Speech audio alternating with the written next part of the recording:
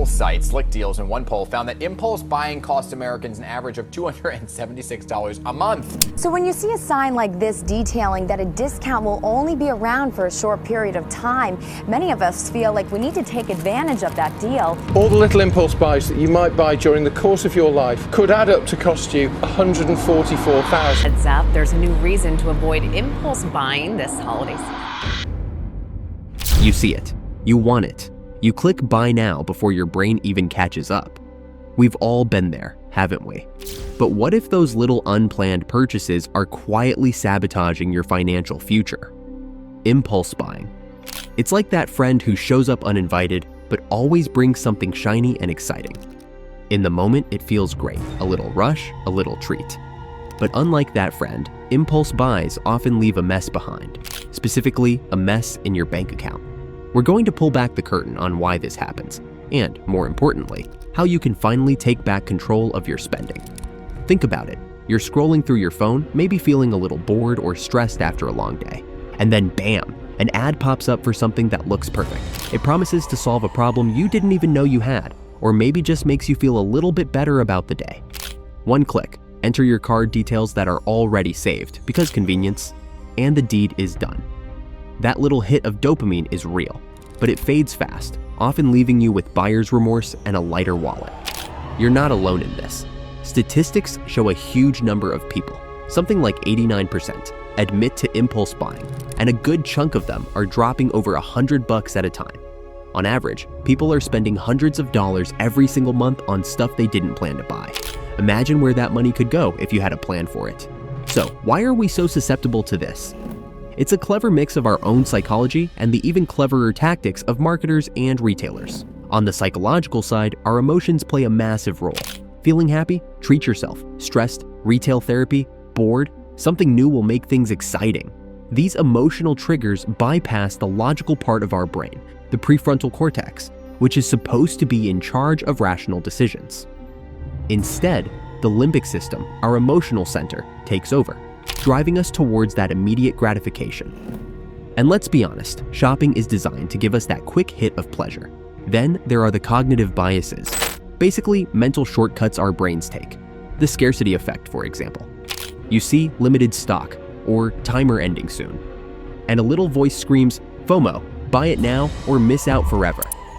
This fear of missing a perceived deal overrides rational thought.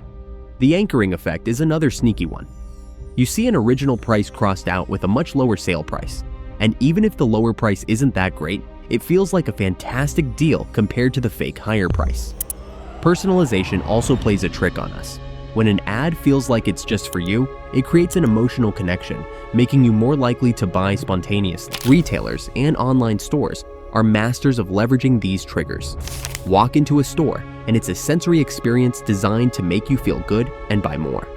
The layout guides you, the music sets a mood, the displays are visually appealing, and enticing items are placed near the checkout counter for those last-minute grabs. Online, it's even easier for them. Targeted ads follow you around, push notifications, scream about sales, and the checkout process is often friction-free, especially with saved card details.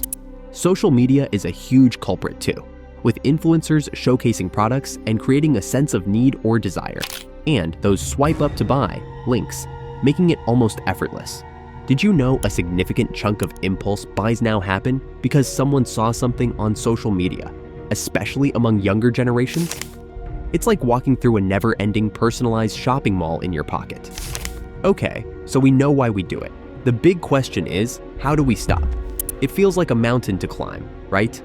But like any mountain, you tackle it one step at a time. Here's where we introduce some practical, no-nonsense strategies. Think of them as your climbing gear. The first and arguably most important piece of gear is a budget. I know, budgets sound boring. But a budget isn't about restricting you. It's about giving you permission to spend your money intentionally. It's a map for your money.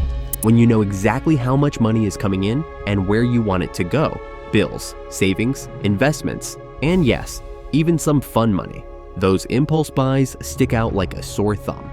Track your spending for a month or two, and you'll see exactly where your money is disappearing.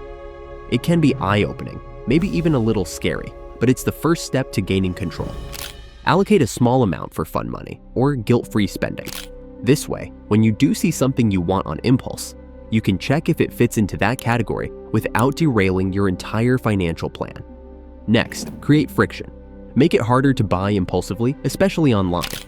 Delete your saved card details from websites and apps.